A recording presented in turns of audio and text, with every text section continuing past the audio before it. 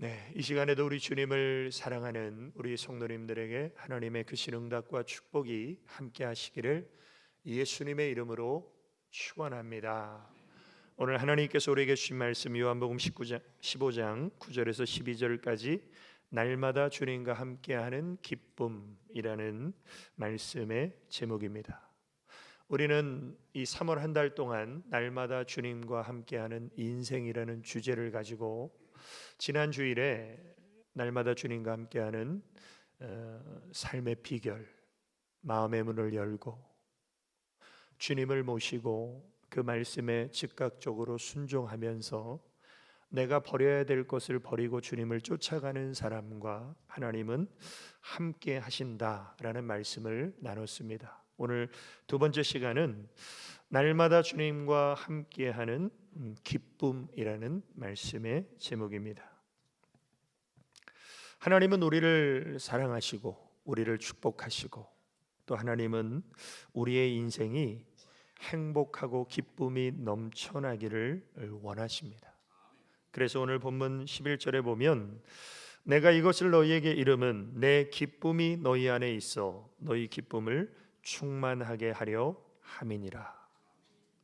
결국 주님은 우리에게 생명을 주시고 또 하나님 자신의 기쁨을 우리 안에 주셔서 우리의 기쁨이 충만하기를 원하신다는 것이죠. 그러나 우리 인생의 현실은 어떻습니까? 우리 인생은 기쁘고 즐거운 일이 그렇게 많지 않습니다. 오히려 이 땅의 나그네 인생은 기쁨과 즐거움보다는 슬픔과 아픔이 더 많은 것이 바로 우리의 인생입니다.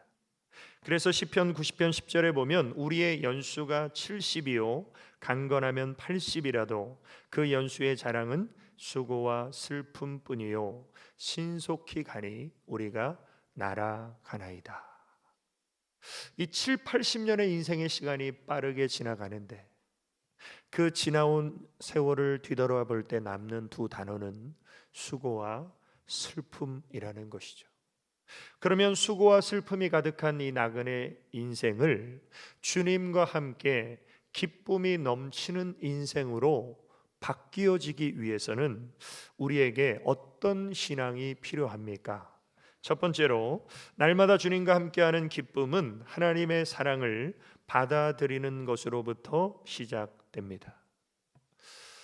아마 우리 성도님들 내 인생을 이렇게 뒤돌아볼 때 내가 정말 행복하고 기쁘고 즐거웠던 시간들이 있었을 겁니다.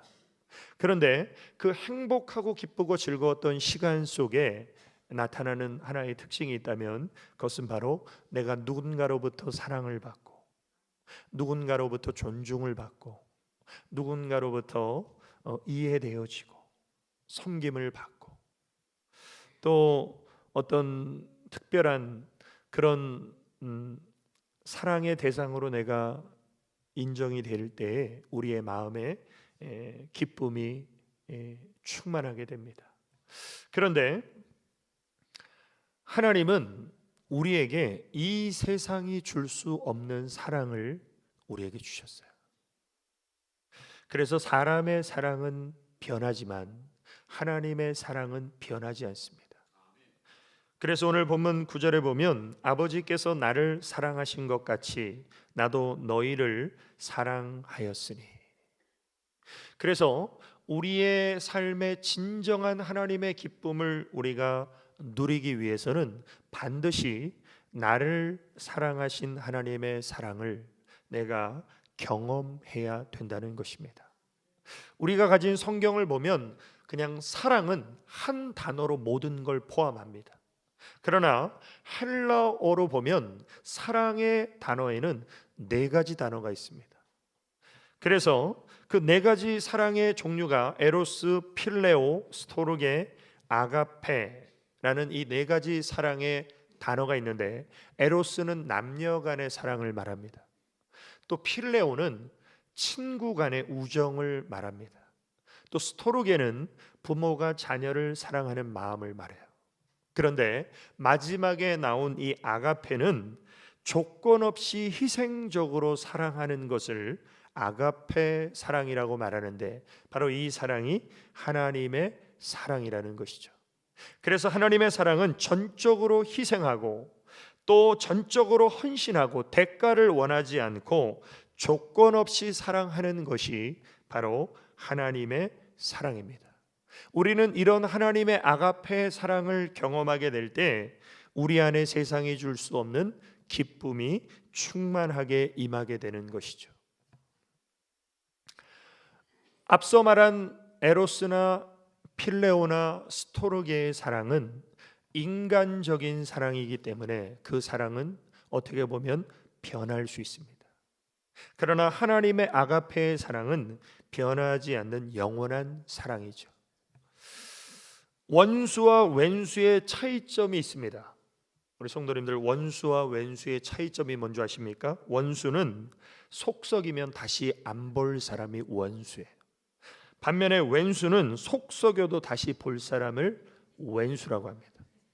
그래서 사랑하는 남편이나 아내나 자식과 친구가 어느 순간 왼수가 될 때가 있어요. 그래도 왼수는 다시 보고 다시 관계를 유지하는 특징이 있어요. 하나님은 사랑이시다라고 요한일서 4장 8절에 나오는데, 이 사랑이라는 단어는 관계의 언어입니다. 그러니까 사랑은 혼자 할 수 없는 거예요. 사랑에는 대상이 있습니다. 사랑은 관계 속에서 이루어지게 되어 있습니다. 사실 하나님과 인간은 범죄하기 전에 정말 친밀한 관계였습니다. 사랑하는 관계였어요. 그러나 인간이 범죄함을 통해서 하나님과 인간의 관계는 단절되어 버리고 하나님의 사랑과 은혜의 공급이 중단되게 되죠. 그리고 우리는 감히 하나님 앞에 나갈 수 없는 죄인들이 되었습니다.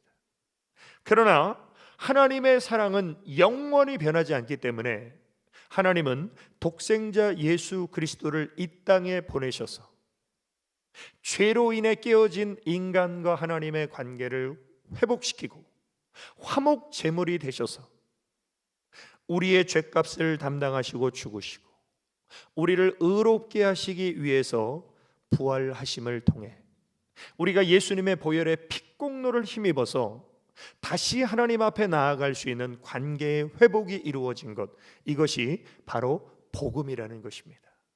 요한일서 4장 9절에 보면 하나님의 사랑이 우리에게 이렇게 나타난 바 되었으니 하나님이 자기의 독생자 예수 그리스도를 세상에 보내심은 저를 십자가에 죽이심으로 말미암아 우리를 살리려 하심이니라. 이게 바로 하나님의 사랑이에요. 인간은 상상할 수 없고 흉내낼 수 없는 이 위대한 사랑을 하나님은 십자가에서 우리에게 보여주셨습니다. 그래서 사랑은 여기 있으니 우리가 하나님을 사랑한 것이 아니요, 이 세상의 어떤 사람도 하나님의 사랑을 경험하기 전에 나는 먼저 하나님을 사랑합니다, 거짓말이에요. 왜? 인간은 조건적인 사랑밖에 할 수 없어요. 특별히 하나님과의 관계에서는 우리는 조건적인 사랑밖에 할 수 없습니다. 그래서 우리는 하나님의 사랑을 경험해야 하나님을 사랑할 수 있어요. 오늘 이 예배를 드리는 우리 모든 성도님들, 내 입으로 찬양할 때 우리는 하나님을 사랑한다라고 고백했는데 여러분들이 고백한 사랑의 정도는 다 달라요. 하나님의 사랑은 저와 여러분들에게 동일한 사랑을 주시는데 우리의 하나님을 향한 사랑은 다 다릅니다. 수준이 다르고 깊이가 달라요. 왜? 내가 경험한 만큼 하나님을 사랑하기 때문에.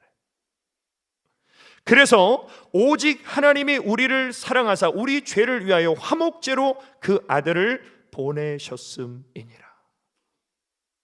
이것이 바로 하나님의 사랑. 이 사랑이 내 안에 경험되어진 사람은 이 말씀을 들을 때 다시금 내 안에서 그 십자가의 구속의 그 크신 은혜와 사랑이 벅찬 감격으로 밀려오게 되지만, 교회를 5년 10년 다녀도 나는 아직 하나님의 사랑을 경험하지 않은 분들은 이 말씀이 밋밋하게 내 가슴에 들려와요. 그러나 분명한 사실은요, 하나님이 우리를 만나주시고 내가 하나님의 사랑을 경험하는 것은 하나님이 계획하신 때가 있어요. 그래서 내가 아직 신앙생활했는데 나는 아직 하나님의 사랑을 깊이 경험하지 못했고 나는 아직 하나님이 안 믿어진다고 실망하실 필요 없어요. 내가 신앙생활을 포기하지 않고 끝까지 유지하는 그 인생의 시간 속에서 반드시 하나님은 우리의 문을 계속해서 녹화하고 계시고 내 심령의 문을 여는 순간 주님이 내 안에 임재하시는 놀라운 은혜가 임할 것입니다. 그래서 요한계시록 3장 20절에 보면 볼지어다 내가 너희 마음문 밖에 서서 두드리노니 누구든지 내 음성을 듣고 마음문을 열면 내가 그에게로 들어가 그로 더불어 먹고 그는 나로 더불어 먹으리라. 우리가 우리의 심령의 문을 열면 주님이 내 안에 들어오십니다. 그래서 주님이 나와 함께 하세요.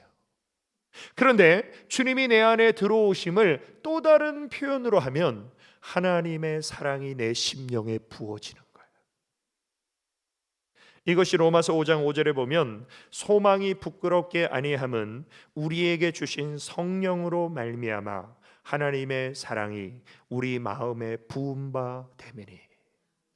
오늘 이 예배 시간에 우리 성도님들 심령의 문을 여실 때 성령 하나님이 내 안에 임하셔서 하나님의 사랑이 내 심령에 부어지는 은혜가 있으시기를 주님의 이름으로 축원합니다. 그래서 하나님의 사랑은 죄인도 사랑하시는, 사랑할 가치가 없는 죄인도 죽기까지 사랑하시는 위대한 사랑이 바로 하나님의 사랑이라는 것이죠. 로마서 5장 8절에 우리가 아직 죄인 되었을 때 우리가 선하거나 의롭기 때문에 주님이 우리를 위해 죽으신 것이 아니라 우리는 죄인이었어요. 이 죄인된 우리를 그리스도께서 우리를 위하여 죽으심으로 하나님께서 우리에게 대한 자기의 사랑을 확증하셨느니라. 오늘 사랑하는 성도 여러분, 사랑은 말로만 하는 것이 아닙니다. 사랑은 상대방이 사랑한다라는 것을 느낄 수 있도록 보여주고 증명해야 돼요. 하나님의 사랑은 우리를 말로만 사랑한다라는 것이 아니라 십자가에서 우리 죄값을 담당하시고 죽어주심으로 말미암아 이것이 너희를 향한 하나님의 사랑이라고 증명하신 이 사랑이 내 영혼에 경험되어져서 하나님의 기쁨으로 채워지시기를 주님의 이름으로 축원합니다. 두 번째로 날마다 주님과 함께하는 기쁨은 하나님의 사랑 안에 거함으로 지속됩니다. 우리가 하나님의 사랑을 경험하게 될 때 그 사랑이 우리 안에 기쁨으로 충만케 돼요. 그리고 그 우리 안에 충만케 된 기쁨을 예수님은 절대로 세상에 빼앗기지 않기를 원하십니다. 그러나 우리의 현실은 하나님께 받은 사랑, 하나님께 받은 은혜, 하나님께 받은 평안, 이것을 우리는 세상에 빼앗기며 살 때가 너무나 많이 있습니다. 그런데 하나님의 뜻은 빼앗기지 말라는 거예요. 그래서 요한복음 16장 22절에 보면 지금은 너희가 근심하나, 왜? 예수님이 자꾸 십자가에 죽으신다고 하니까 예수님의 제자들이 근심합니다. 그러나 내가 다시 부활하여 너희를 보리니 그때는 너희 마음이 기쁠 것이요 너희 기쁨을 빼앗을 자가 없느니라. 이게 무슨 말씀입니까? 부활의 주님을 만난 기쁨, 구원의 기쁨은 절대로 세상에 빼앗기지 말라는 거예요. 누구처럼요? 하박국 선지자처럼. 하박국 선지자가 고백합니다. 무화과 나무 잎이 마르고 포도나무에 열매가 없고 외양간에 소가 없고 밭에 소출이 없어도 나는 구원의 하나님을 인하여 기뻐하며 즐거워하리라. 오늘 하나님이 내게 주신 구원의 기쁨이 세상의 근심과 걱정으로 인하여 빼앗기는 것이 아니라 이 기쁨을 충만하게 누리고 유지하시기를 주님의 이름으로 축원합니다. 부활의 주님을 만난 구원의 기쁨이 내 안에 충만하게 지속되고 유지되기 위해서는 조건이 있어요. 하나님의 사랑 안에 거해야 돼요. 우리가 하나님의 사랑 안에 거하면 하나님이 주신 기쁨이 내 안에 계속 유지됩니다. 그러면 하나님의 사랑 안에 거하는 삶은 어떤 것입니까? 어떻게 사는 것이 하나님의 사랑 안에 거하는 것인가? 오늘 본문 10절에 보면 내가 아버지의 계명을 지켜 그의 사랑 안에 거하는 것 같이 너희도 내 계명을 지키면 내 사랑 안에 거하리라. 우리가 하나님의 사랑 안에 거하는 건 다른 것이 아니라 하나님 우리에게 주신 말씀과 계명을 우리가 지키면 우리가 하나님의 사랑 안에 거하게 된다는 것입니다. 그러면 어떤 사람들이 주님의 계명을 지킬 수 있습니까? 신앙생활 한 10년 하면 하나님의 말씀을 지키며 살 수 있는가? 그것이 아니라 하나님을 사랑하는 사람이 하나님 계명을 지켜요. 오늘 우리 성도님들, 우리는 하나님의 사랑을 받은 만큼 하나님을 사랑할 수 있는데 하나님의 사랑이 내 안에 경험되어져서 내가 정말 주님을 사랑하는 마음이 회복되어지면 하나님의 계명을 지키는 자가 되는 줄 믿으시길 주의 이름으로 축원합니다. 그래서 요한복음 14장 21절에도 보면 나의 계명을 가지고 지키는 자라야 나를 사랑하는 자니. 하나님의 계명을 지키고 순종하는 사람이 정말 하나님을 사랑하는 사람이다. 우리 성도님들 그런 경험이 있지 않습니까? 내가 누군가를 너무 사랑하면 그 사람이 하는 말을 들어주고 싶고 그 사람이 원하는 것을 해주고 싶고 그 사람의 뜻대로 살고 싶어지죠. 이게 사랑하는 사람의 특징이에요. 마찬가지로 하나님과의 관계에 있어서 내가 하나님을 사랑하게 되면 하나님 뜻대로 살고 싶고 하나님 말씀에 순종하고 싶고 하나님 계명을 지키고 싶은 마음이 내 안에 충만하게 임할 때 바로 그 사람이 하나님의 사랑 안에 거하는 사람이라는 것이죠. 자, 요한일서 5장 3절에도 보면 하나님을 사랑하는 것은 이것이니 우리가 그의 계명들을 지키는 것이라. 그의 계명들은 무거운 것이 아니로다. 우리가 하나님을 사랑하게 되면요, 하나님의 말씀을 준행하며 사는 것이 무겁지 않다는 거예요. 내가 하나님을 사랑하면 내가 지는 십자가가 무겁지 않다는 거예요. 그러나 하나님을 향한 사랑이 내 안에 없으면 하나님의 말씀이 부담스럽고 내가 지는 십자가가 버겁게 느껴진다는 거예요. 그래서 이런 분들 계시죠. 아니 왜 교회는 하라는 것도 많고 하지 말라는 것도 많고 왜 이렇게 사람을 힘들게 하는 거야? 천주교로 가야 되겠다. 그래서 실제로 천주교 간 사람들이 많아요. 왜냐하면 천주교는 술, 담배 다 할 수 있죠. 제사도 지낼 수 있죠.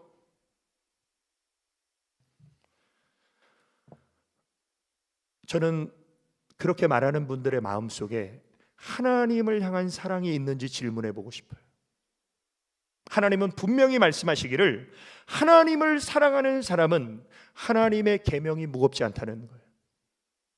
하나님을 사랑하지 않는 사람이, 하나님을 향한 사랑이 식어진 사람이 하나님의 계명이 무겁게 느껴진다는 거예요. 왜 하나님 저에게 이렇게 무거운 계명을 주십니까? 라고 말하기 전에 우리는 이렇게 기도해야 돼요. 하나님, 제 안에 하나님을 향한 사랑이, 뜨거운 사랑이 회복되게 하여 주옵소서. 요한일서 2장 5절에도 누구든지 그의 말씀을 지키는 자는 하나님의 사랑이 참으로 그 속에서 온전케 되었나니, 우리는 사랑을 받기만 하는 것으로 만족할 것이 아니라 하나님의 사랑이 내 안에 온전케 되는 비결은 우리가 하나님의 말씀을 순종하고 준행하는 것입니다. 아무리 하나님의 사랑을 많이 받을지라도 내 마음대로 사는 사람은요, 하나님의 사랑이 내 안에 온전케 되지 않는다는 거예요.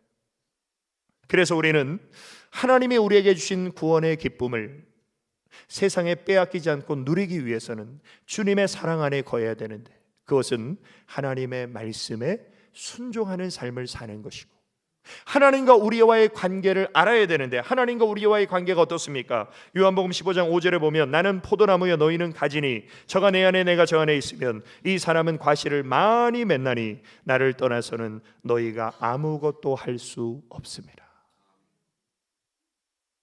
정말 주님과 나와의 관계를 바로 아는 사람은 내 삶이 하나님의 은혜임을 고백하게 되고, 그 이유는 내가 주님 안에 있기에 내 삶이 꽃이 피고 열매 맺는 것이고, 내가 주님을 떠나는 순간 나는 집을 나간 탕자처럼 아무것도 할 수 없는 존재라는 것을 깨닫는 사람은 하나님의 사랑 안에 거하게 돼요.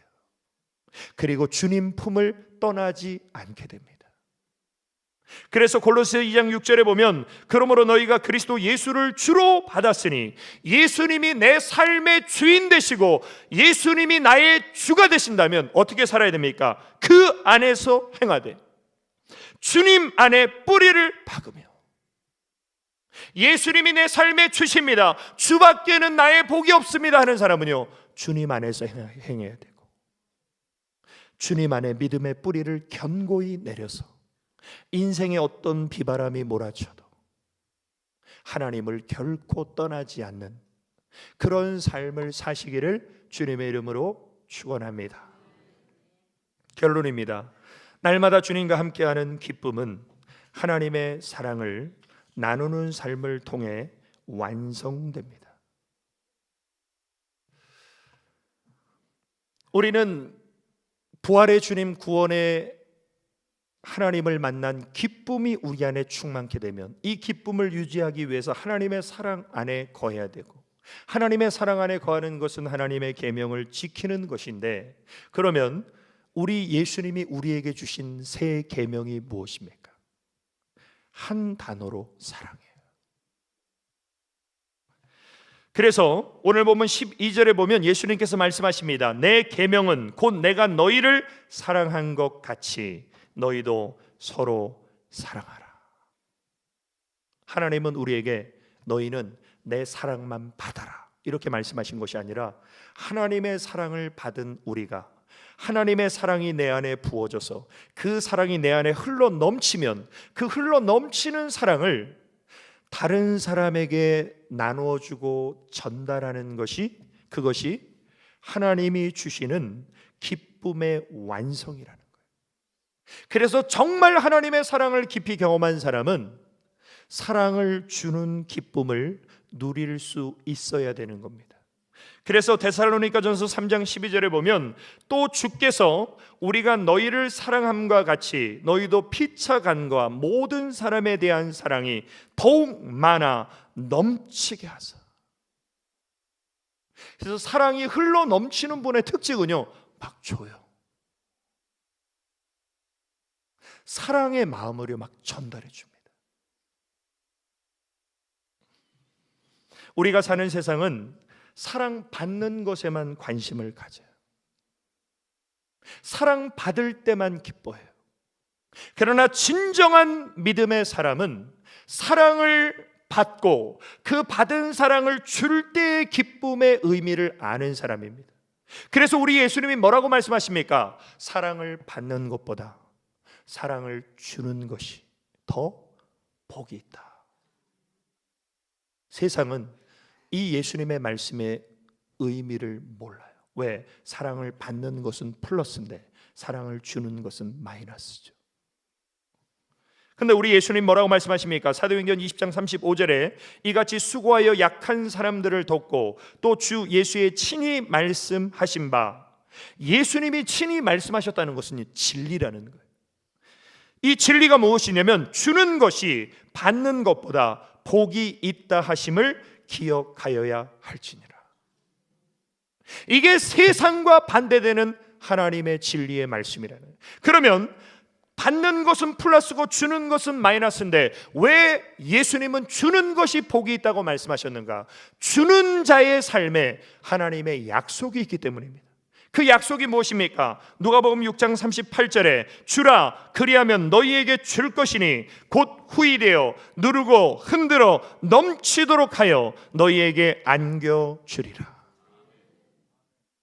벳세다 들판에서 장정만 5천 명이 하나님의 말씀을 듣다가 빈들에서 어두워지는데 배가 고팠어요. 가게도 없어요. 식당도 없어요. 그런데 이 상황에 어느 한 소년이 자기 도시락을 내어주죠. 다른 사람들이 배고파 굶어 죽든 말든 그거 가지고 어디 숨어서 자기 혼자 밥 먹으면 자기는 배 안 고플 텐데 그 도시락을 내어주죠. 그 물고기 2마리와 보리떡 5개로 5천 명이 배불리 먹고 12바구니가 남는 기적이 일어나죠. 오늘 사랑하는 성도 여러분, 나만 하나님의 사랑받고 나만 하나님의 축복받아서 나만 잘 먹고 잘 살자, 그것은 자칫하면 저주가 될 수 있어요. 하나님께 받은 사랑과 은혜를 내가 누군가에게 나눠주고 베풀고 섬기면 하나님의 하늘의 문이 열려지고 내 삶에 누르고 흔들어 넘치도록 안겨주시는 하나님의 은혜가 임하는 줄 믿으시길 주의 이름으로 축원합니다. 세상은 나누고 베풀면 내 것이 다 떨어지고 없어진다라고 말합니다. 그러나 하나님께서는 사랑을 나눠주고 베풀면 더 넘치도록 우리에게 채움받는 역사가 일어난다는 것이죠. 이것을 잘 보여주는 것이 바로 이스라엘의 갈릴리 호수와 사해 바다입니다. 이스라엘의 지도를 보면 갈릴리 호수가 제일 위에 있어요. 그 밑으로 요단강이 흐릅니다. 그리고 맨 밑에 사해 바다가 있어요. 근데 갈릴리 호수는 헐몬산에 눈이 녹아서 이 갈릴리 호수로 유입이 됩니다. 근데 갈릴리 호수는 유입된 물을 요단강으로 흘려보내요. 그리고 그 요단강의 물이 사해 바다에 들어가게 되는데, 사해 바다는 굉장히 이 해수면이 낮아서 물을 받기만 해요. 근데 물을 받기만 한 사해 바다는 데드시라고 하죠. 죽은 바다예요. 물고기가 살지 않아요. 반면에 갈릴리 호수에는 굉장히 다양한 어종이 풍성하게 있어요. 뭘 말합니까? 받기만 하는 사해바다 같은 사람은 죽어버리는 거예요, 심령이. 그러나 갈릴리 호수와 같은 심령은 계속해서 새로운 것이 임하고 새로운 은혜가 임하고 그것을 또 다른 사람에게 나눠주면 또 하나님이 채워주시고, 이것이 바로 우리 안에 하나님이 주시는 기쁨이 완성되는 비결. 오늘 사랑하는 성도 여러분, 정말 영원히 변하지 않는 절대적인 하나님의 아가페의 사랑을 경험하시고 그 사랑 안에서 하나님의 말씀을 준행할 때 정말 내 안에 주어지는 하나님의 사랑과 기쁨과 은혜가 또 다른 사람들에게 전달되어져서 다시 내 심령이 새롭게 채워지는 하나님의 사랑과 기쁨의 완성을 이루는 삶을 사시기를 예수님의 이름으로 축원합니다. 우리 기도드리시겠습니다. 아버지 하나님, 크신 은혜와 사랑을 감사를 드립니다. 십자가의 구속의 그 크신 사랑과 은혜를 경험하여 우리 안에 구원의 기쁨이 충만케 하여 주시고 이 기쁨을 하나님의 사랑 안에 유지하기를 원합니다. 그러기 위해서는 하나님의 계명을 지켜야 되는데 그것은 사랑의 계명입니다. 사랑 없이 줄 수는 있어도 주는 것 없이 사랑할 수 없기에 우리가 받은 하나님의 사랑과 은혜를 누군가에게 흘려보내게 하여 주시고 누르고 흔들어 넘치도록 안겨주시는 새 은혜를 충만하게 덧입게 하여 주옵소서. 예수님의 이름으로 기도 올리옵나이다. 아멘.